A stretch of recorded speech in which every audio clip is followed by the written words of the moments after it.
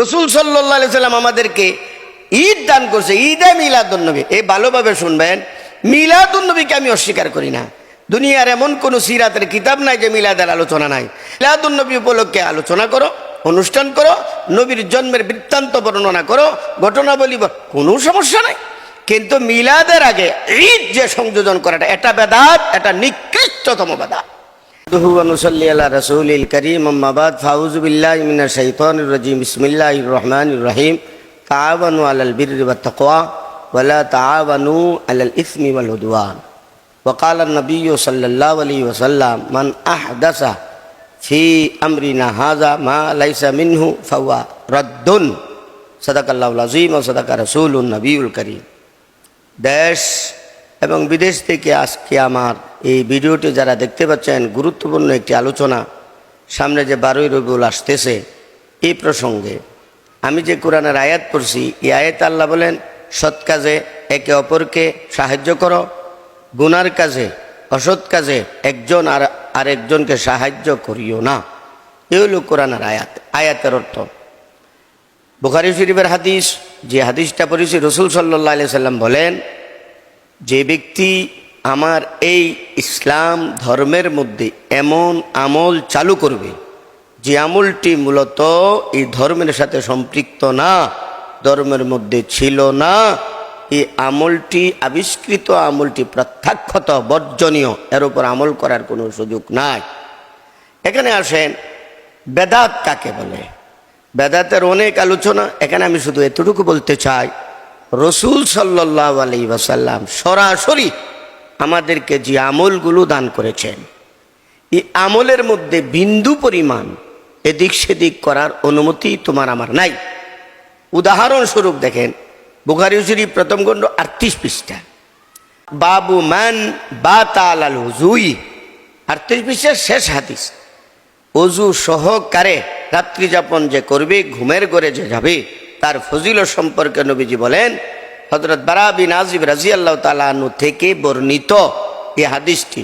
নবীজি একটা হাদিস, লম্বা একটা দোয়া শিক্ষা দিয়েছেন। দোয়ার মধ্যে ছিল যে এই দোয়াটি কেহ যদি পড়ে নেই, রাত্রে মারা গেলে সে ইসলামের উপর, ইমানের সাথে তার মরণ হবে।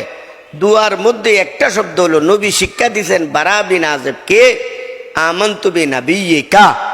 কিন্তু বারা বিন আযিব রাদিয়াল্লাহু তাআলা আনহু নবীজিকে শোনানোর জন্য যে ভুল হয় কিনা, এই দোয়াটি আবার পুনরায় পড়লেন।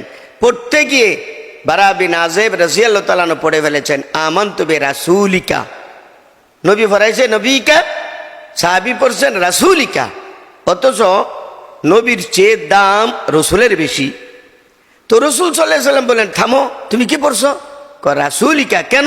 রসুলের মর্যাদা তো বেশি। না, বেশি না, আমি যে শব্দ পড়াইছি এই শব্দই তোমাকে পড়তে হবে, ব্যতিক্রম করা যাবে না। তখন সাহাবী আমানতু বিনাবিকা পড়েছেন। এতে কি বোঝা গেছে? নবীর জায়গাত রসুল পড়ছে, নবী কিন্তু মেনে নেন নাই। নাম্বার 2, মিশকাত শরীফের হাদিস, হযরত আব্দুল্লাহ বিন উমর থেকে বর্ণিত, রসুল সাল্লাল্লাহু আলাইহি সাল্লামের যে হাদিস আছে, হাঁচি দিলে, কেউ যদি হাঁচি দিয়ে আলহামদুলিল্লাহ পড়তে হবে। আব্দুল্লাহ বিন উমরের পাশে বসা এক ব্যক্তি হাঁচি দিছে, হাঁচির দোয়া পড়ছে কি জানেন? হাঁচির দোয়া পড়ছে আলহামদুলিল্লাহ ওয়াসসালামু আলা রাসূলিল্লাহ। আচ্ছা বলেন তো, ওয়াসসালামু আলা রাসূলিল্লাহ নবীর উপর দুরূদ পড়ছে? আব্দুল্লাহ বিন উমর সাথে সাথে প্রতিবাদ করছেন যে আল্লামানা রাসূলুল্লাহ সাল্লাল্লাহু আলাইহি সাল্লাম, রসুল আমাদেরকে শিক্ষা দিয়েছেন হাঁচির সময় শুধু পড়তে হবে আলহামদুলিল্লাহ আলা কুল্লি হাল। তুমি আসসালামু আলা রাসূলিল্লাহ কেন বাড়াইলা? এটার নাম হলো বেদাত। নবী আমাদেরকে যে আমলগুলো দান করছেন, ওই আমলগুলো এর ভিতরে সীমাবদ্ধ রাখতে হবে। এখন আসেন, রসুল সাল্লাল্লাহু আলাইহি সাল্লাম আমাদেরকে ঈদ দান করছে, ঈদে মিলাদুন্নবী। এই ভালোভাবে শুনবেন, মিলাদুন্নবীকে আমি অস্বীকার করি না। দুনিয়ার এমন কোন সিরাতের কিতাব নাই যে মিলাদের আলোচনা নাই। মিলাদের মিলাদ মানে মিলাদুন্নবী উপলক্ষে আলোচনা করো, অনুষ্ঠান করো, নবীর জন্মের বৃত্তান্ত বর্ণনা করো, ঘটনাবলী, কোনো সমস্যা নাই। কিন্তু মিলাদের আগে ঈদ যে সংযোজন করাটা, এটা বেদাত, এটা নিকৃষ্টতম বেদাত। আর বেদাত যে বেদাতীদের একটু বেদাতীদের পরিণামের কথা একটু বলতেছি। রসুল সাল্লাল্লাহু আলাইহি ওয়াসাল্লাম বলেন, বুখারীর হাদিস 21 পৃষ্ঠা, মাইয়াকুল আলাইয়া মা লাম আকুল ফালিয়াতাবাওয়া মাকাদাহু মিনান নার। যারা বেদাত কাজ করবে সে যেন জাহান্নামে তার ঠিকানা বানিয়ে নেয়, অর্থাৎ মরতে দেরি হবে, বেদাতিরা জাহান্নামে যেতে দেরি হবে না। কেন? তারা দিনকে ধ্বংসের দিকে নিয়ে যাচ্ছে। আর এক হাদিসের মধ্যে আসছে, রাসূল সাল্লাল্লাহু আলাইহি সাল্লাম বলেন, মান ওয়াক্কারা সাহিবা বিদআতিন ফাকাদ আনা আলা হাদামিল ইসলাম। যে ব্যক্তি কোনো বেদাতিকে সম্মান প্রদর্শন করলো, অর্থাৎ সালাম দেওয়া একটা সম্মান, বেদাতিদেরকে সালাম দেওয়া যাবে না। মান ওয়াক্কারা সাহিবা বিদআতিন ফাকাদ আনা আলা হাদামিল ইসলাম। যে ব্যক্তি বেদাতিকে কি করলো? সম্মান প্রদর্শন করলো, সে যেন ইসলাম ধর্মটিকে ধ্বংসের জন্য সাহায্য করলো। যাই হোক বন্ধুরা, এখন আছে ঈদ। ঈদ রসুল সাল্লাল্লাহু আলাইহি সাল্লাম কয়টা দান করছেন? এই যে জুম্মার নামাজ তিরমিজির হাদিসের মধ্যে গেছে, এবং আরাফা, এই দুইটাও কিন্তু মুসলমানদের জন্য ঈদ, যদিও প্রসিদ্ধ হলো দুই ঈদ। মুসলিম শরীফের হাদিস, রসুল সাল্লাল্লাহু আলাইহি সাল্লাম যখন মদিনাতে গেলেন, গিয়া দেখেন 2 দিনে তারা ধুমধামে ঈদ পালন করে। নবী জিজ্ঞেস করলেন, তারা উত্তর দিছে যে বর্বর যুগ থেকে আমরা এই 2 দিনে ঈদ পালন করে আসতেছি। তখন নবীজি এই 2 দিনকে বাদ দিয়ে এই 2 দিন দিছেন, মানে রোজার ঈদ, বকরি ঈদ। নবী নিজে বলেন, কাদ আবদালাকুমুল্লাহু বিহিমা খায়রাম মিনহুমা ঈদুল আযহা ওয়া ঈদুল ফিতর। ঈদুল আযহা এবং ঈদুল ফিতর, এই 2টা প্রসিদ্ধ ঈদ নবী আমাদেরকে দান করেছেন। সুতরাং এই 2 ঈদ ব্যতীত মিলাদের যে ঈদ আছে, সাহাবায়ে কেরাম করেন নাই, আবু বকর, উমর, উসমান, আলী 1400 বছর পর্যন্ত কেহ করে নাই। এটা নব আবিষ্কৃত নিকৃষ্টতম বেদাত। এখন প্রশ্ন করবে, এটা তো ভালো কাজ। হ্যাঁ, ভালো কাজ ঠিক আছে, কিন্তু যে জায়গার মধ্যে স্বয়ং নবী আমল করার নির্দেশনা দিয়েছেন, এইভাবে করো, ওই জায়গার মধ্যে চুল পরিমাণ বেশ কম করা যাবে না। নবী তো আমাদেরকে 2টা ঈদ দান করছেন। সুতরাং এই 2 ঈদ ব্যতীত 3য় নম্বরের ঈদের কোনো সিরিয়াল নাই। যারা ঈদে মিলাদুন্নবী পড়ে, এদের মধ্যে বড় বড় আলেমরা আছে, সবাইকে আমি অনুরোধ করে বলবো, আপনারা শুধু এই হাদিসটার উত্তর কি হবে সুস্পষ্টভাবে আপনার উত্তরটা দিয়ে দেন। এই যে কিতাব দেখেন, মুসান্নাফু আব্দুর রাজ্জাক, ইমামে বুখারীর দাদা হুজুর, উস্তাদের উস্তাদ, মুসান্নাফু আব্দুর রাজ্জাক কিতাবের 4 নম্বর খণ্ড, পৃষ্ঠা 291। যেহেতু অনুরূপ হাদিস 92 তো আছে, এর জন্য মাঝে মধ্যে 292 বলা হয়।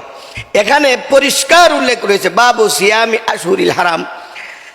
এখানে আব্দুর রাজ্জাক বলেন, কালা আখবারানা আব্দুর রাজ্জাকি কালা আখবারানা মামারুন আন ইবনে তাউসিন আন আবিহি ক্বাল কালা রাসূলুল্লাহ সাল্লাল্লাহু আলাইহি ওয়াসাল্লাম, রাসূল সাল্লাল্লাহু আলাইহি ওয়াসাল্লাম বলেন, লা তাত্তাখিযু শাহরান ঈদা। হে আমার উম্মতেরা, তোমরা কোনো মাসকে ঈদের মাস বানাইও না। ওয়ালা তাত্তাখিযু ইয়াওমান ঈদা, এবং কোনো দিনকেও তোমরা ঈদের দিন বানাইবা না। মুসান্নাফু আব্দুর রাজ্জাক 4 খণ্ড, পৃষ্ঠা 291। এখানে বলতেছেন কি, নবী বলেন যে তোমরা কোনো মাসকেও ঈদের মাস বানাও না, কোনো দিনকেও ঈদের দিন বানাইবা না। তোমরা যে ঈদে মিলাদুন্নবীর দিনটাকে ঈদের দিন বানাইলা, সরাসরি নবীর আদেশের, নবীর নির্দেশের বিরোধিতা করছ। সুতরাং একটা কথা আছে যে খালাফে পয়গম্বর কাছে রাগুজি কে হারগেজ বমঞ্জিল নাখাহাত রশিদ। নবী কইছে একটা করো আর একটা, এই কইরা তোমরা কি জান্নাতও যাইতা অসম্ভব। এখন আরেকটা বিষয় বলতেছি, আমি সকল যারা ঈদে মিলাদুন্নবী পালন করে, বড়র দিকে যাওয়ার দরকার নাই, সিঙ্গেল একটা হাদিস দেখাও, অথবা এই হাদিসের মধ্যে সুস্পষ্ট নিষেধ করা হয়েছে, এই হাদিসের উত্তর কি দেবা, এটা তোমরা উত্তর দাও আগে। নাম্বার 2, সেন্টার হলো মক্কা মদিনা। মক্কা মদিনায় কি নাই? এই জশ্নে জুলুস বা ঈদে মিলাদুন্নবী কিচ্ছু নাই। এখন প্রশ্ন করা হয়, মক্কা মদিনা ওয়াহাবিরা কি করে নিছে? দখল করে নিছে আগেই, নাউজুবিল্লাহ মিন যালিক। এ ব্যাপারে আসেন বুখারী শরীফের হাদিস, প্রথম খণ্ড 252 পৃষ্ঠা 3টা হাদিস আছে। হাদিসটা শুনে রাসূল সাল্লাল্লাহু আলাইহি ওয়াসাল্লাম মদিনার ফজিলত বর্ণনা করতে গিয়ে বলেন, আল মাদিনাতু হারামুন, মদিনা হারাম, মান আদাসা ফিয়া হাদাসান, যে ব্যক্তি মদিনাতে কোনো বেদাত স্টার্ট করবে, বেদাত কাজ করবে, আও আওয়া মুহদিসান, অথবা কোনো বেদাতিকে আশ্রয় দেবে, ফালাইহি লানাতুল্লাহি ওয়াল মালাইকাতু ওয়ান নাসি আজমাইন, ওই ব্যক্তির উপর আল্লাহর লানত, আল্লাহর লানত, ফেরেশতাদের লানত, সারা দুনিয়ার সমস্ত মানুষের লানত মদিনাতে যে একটা বেদাত আবিষ্কার করে, এই জন্য মদিনাতে বেদাতের জন্য বড় কঠিন কঠোরতা তারা করে থাকে। এই কারণে যে কোনো বেদাত কাজ চালু করলে বা বেদাতকে আশ্রয় দিলে স্বয়ং নবীজি বলেন আল্লাহর লানত এবং সমস্ত ফেরেশতাদের লানত এবং সমস্ত মানুষের লানত ওই বেদাতীদের উপর। নাম্বার 2, লা ইউকবালু মিনহু সারাফুন ওয়ালা আদলুন, ওই বেদাতির যে কি ওই বেদাতের যে আশ্রয় দিছে তার কোনো ফরজ বা ওয়াজিব সুন্নত মুস্তাহাব কোনো ইবাদত কবুল হবে না। নাম্বার 2, সারা পৃথিবীর সমস্ত ঈমান যখন গোটা দুনিয়াতে ঈমান থাকবে না, তখন সারা দুনিয়া থেকে ঈমান দৌড়ে মদিনায় আশ্রয় নিবে। এরা বলে মক্কা মদিনা ওয়াহাবিরা কি করে নিছে, দখল করে নিছে, অথচ নবীজি বলতেছেন মদিনাতে এমনকি দাজ্জালও তো ঢুকতে পারবে না। যখন সারা পৃথিবীর বুক থেকে ঈমান উঠে যাবে, সমস্ত ঈমানগুলো দৌড়ে মদিনায় আশ্রয় নিবে। রওজা শরীফের মেন গেটে ওই হাদিসটা লেখা আছে, নবীজি বলেন ইন্নাল ঈমানা লা ইয়ারিজু, ঈমান চলে যাবে ইলাল মদিনাতে, মদিনার দিকে, কামা তারিজুল হাইয়াতু ইলা হুজরিহা, যেমন ভাবে সাপ, কেউ যদি সাপের দৌড়ায় দৌড়তে দৌড়তে জান বাঁচাইতে গিয়ে গর্তের ভিতরে ঢুকে যায়, ঠিক তেমনি ভাবে সারা পৃথিবী থেকে ঈমান প্রবেশ করবে মদিনায়। মদিনারে ওয়াহাবিরা দখল করে নেয় নাই, স্বয়ং নবী বলেন কিয়ামত পর্যন্ত অক্ষত থাকবে বেদাত শিরিক থেকে মক্কা মদিনা। দাজ্জাল কিন্তু সারা দুনিয়া তসতস করে ফেলবে, কিন্তু মদিনায় ঢুকতে পারবে না। রাসূল সাল্লাল্লাহু আলাইহি ওয়াসাল্লাম বলে লা ইয়াদখুলুল মাদিনাতা রুবুল মাসিহিদ দাজ্জাল, দাজ্জাল ঢুকতে পারবে না। যখন ঢুকার চেষ্টা করবে লাহা ইয়াউমাইযিন সাবাতু আবওয়াব, মদিনাতে প্রবেশ পথ আছে 7টা বড় বড়, 7টা প্রবেশ পথের মধ্যে আলা কুল্লি বাবিন মালাকান, একটা একটা করে ফেরেশতা বসায় রাখবে। যে জায়গায় নবী বলেন মদিনাতে দাজ্জাল ঢুকতে পারবে না, মদিনাতে বেদাতি ঢুকতে পারবে না, এরা বলে ওয়াহাবিরা নাকি কি করে আলেছে, দখল করে আলেছে। সুতরাং মক্কা মদিনা আমাদের ঈমানের প্রতীক, ওখানেও কি জশ্নে জুলুসের কোনো সুরত নাই। ঈদে মিলাদুন্নবীর কোনো মিলাদুন্নবী করো, কিন্তু ঈদ সংযোজন করিও না। বাকি জশ্নে জুলুস এটা নিকৃষ্টতম বেদাত।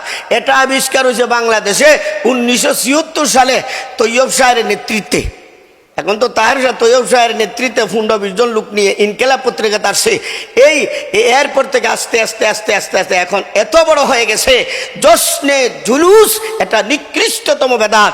এই বেদাত, এই জশ্নে জুলুসের মধ্যে টাকা দেওয়া জায়েজ না, সহযোগিতা করা জায়েজ না, এবং অংশগ্রহণ করাও জায়েজ না, যেহেতু এটা বেদাত কাজে অংশগ্রহণ করলে অনুরূপ গুনাহ তোমার উপর আসবে।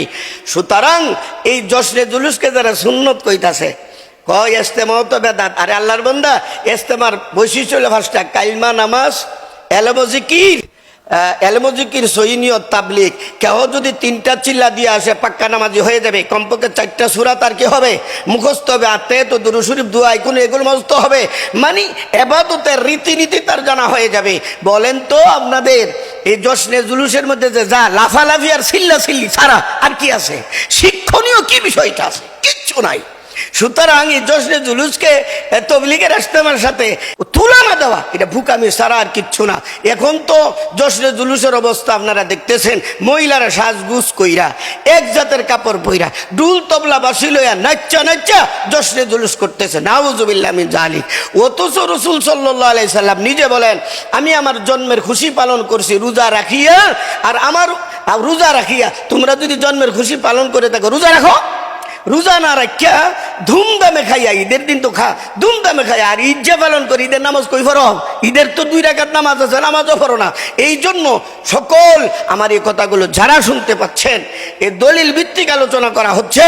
এই গর্হিত নিকৃষ্ট বেদাত থেকে আল্লাহ আমাদের সবাইকে হেফাজত করুক, আমিন। আসসালামু আলাইকুম রহমতুল্লাহ।